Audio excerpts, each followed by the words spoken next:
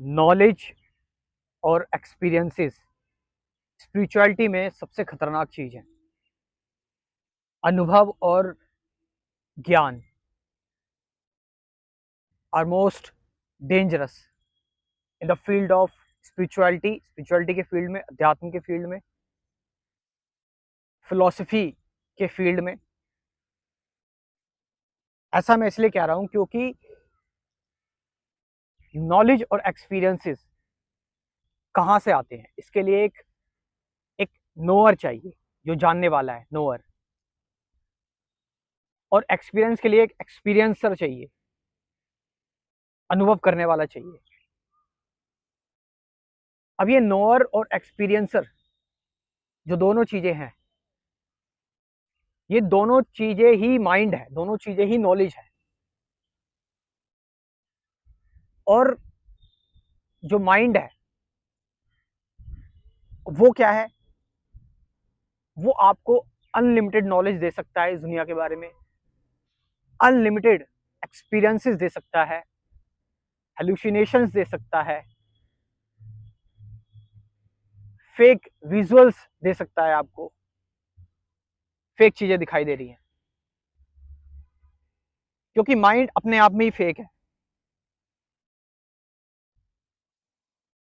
तो जो मैंने बताया, नॉलेज जो होगी, कि आप नॉलेज गेन कर रहे हैं स्पिरिचुअलिटी के फील्ड में, फिलोसफी के फील्ड में, तो उसके लिए एक नोअर होना चाहिए, एक ज्ञात करने वाला होना चाहिए, और जो एक्सपीरियंसर होना चाहिए एक्सपीरियंस लेने के लिए, अनुभव करता होना चाहिए। तो ये अनुभव करता और ये जो ज्ञान लेने वाला है, ज्ञानी जो है, एक्सपीरियंसर और नोअर, ये दोनों ही ये दोनों ही इंफॉर्मेशन है, ये दोनों ही एक्सपीरियंस है, दोनों ही नॉलेज है। और आप इसमें ही चीजें ऐड करते चले जाओगे, ऐड करते चले जाओगे। किसके बारे में? और ये दोनों ही पास्ट है। मैंने एक फूल के बारे में एक इंफॉर्मेशन दी कि एक फूल खिल रहा है, और जैसी मैंने इंफॉर्मेशन दी उसके बारे में, उसको देख के इतने टाइम में वो फूल अब पुराना हो गया, अब उसके अंदर कुछ और नए चेंजेस आ गए। यानी जो मैंने उसके बारे में बताया था अब तक, वो पुराना था, वो ओल्ड था। तो फिर क्या है? फिर क्या करें?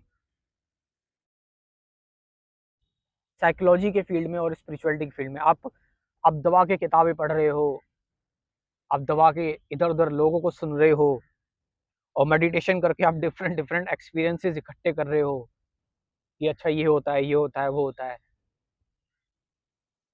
स्पिरिचुअलिटी के फील्ड में, फिलोसफी के फील्ड में कुछ इकट्ठा करना ही अपने आप में एक ठीक चीज नहीं है, क्योंकि कई लोगों को ये ईगो की तरफ भी ले जाता है कि हमें बहुत नॉलेज आ गई है।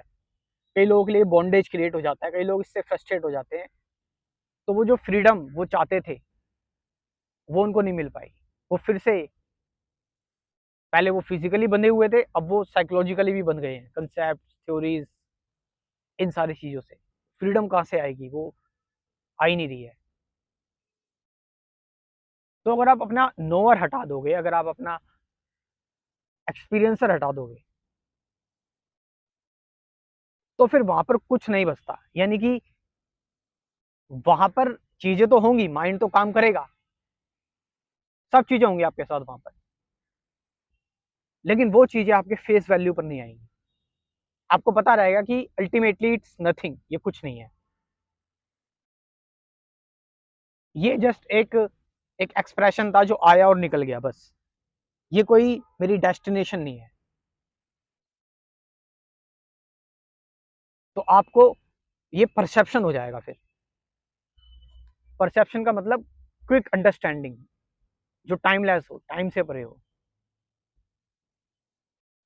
जिसमें टाइम नहीं है परसेप्शन में, कि हम जो है वो एनालाइज कर रहे हैं, जान रहे हैं, समझ रहे हैं बहुत ज्यादा, फिर उसके बाद कुछ निकल के आ रहा है, नहीं।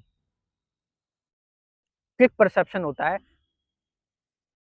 जब आप अपने नोअर को, नॉलेज जो ले रहा है और जो एक्सपीरियंसर है वो खत्म हो जाता है, तो उसके बाद फिर आप खुद देखो कुछ बचता ही नहीं है। वो एक अलग ही फ्रीडम है। फिर उसको वर्ड्स में कैसे बोलूँ, उसको कंसेप्ट में कैसे बताऊँ, उसको मतलब वो इंटरनली आपको पता रहता है, लेकिन आप उसको एक्सप्लेन नहीं कर सकते कि क्या बचा, जबकि होता सब कुछ है, वही वर्ल्ड आपके सामने है, लेकिन अब वो वर्ल्ड आपके लिए अलग हो गया। पहले आप उसको किसी और दृष्टि से देखते थे, अब आप उसको किसी और तरीके से देख रहे हैं। पहले आप उसको देखते थे बहुत कुछ अटैच होके, अब आप उसको देख रहे हो नॉन अटैच होकर, जो कुछ भी नहीं है। और बहुत ही जल्द मैं कोशिश कर रहा हूँ कि मैं एक एक डिटेल में कि एक्चुअल स्पिरिचुअलिटी में क्या-क्या टॉपिक जो होते हैं, fear, love, hate, truth, compassion, ये सारी चीजें लेकर रहा हूँ, एक कोर्स बनाऊँ इसको लेकर, मैं एक बड़ा कोर्स बनाने की सोच रहा हूँ। उसमें आप इनसाइट ले सकते हैं, समझ सकते हैं। जब तक आप चाहें तो मेडिटेशन के बारे में जान सकते हैं, मेडिटेशन एक्चुअल क्या है। मेरे पास अवेलेबल हैं काफ़ी सारी वीडियोस मेडिटेशन की, लेकिन अगर आपके पास टाइम नहीं है तो मैंने एक डिटेल में एक कोर्स भी बनाया हुआ है मेडिटेशन के बारे में, कि रियल मेडिटेशन क्या है, क्यों करते हैं, कैसे करनी चाहिए। आप चाहें तो इसके बारे में इन्फॉर्मेशन ले सकते हैं, स्क्रीन पर जो नंबर दे रखा है उसके through. Thank you very much.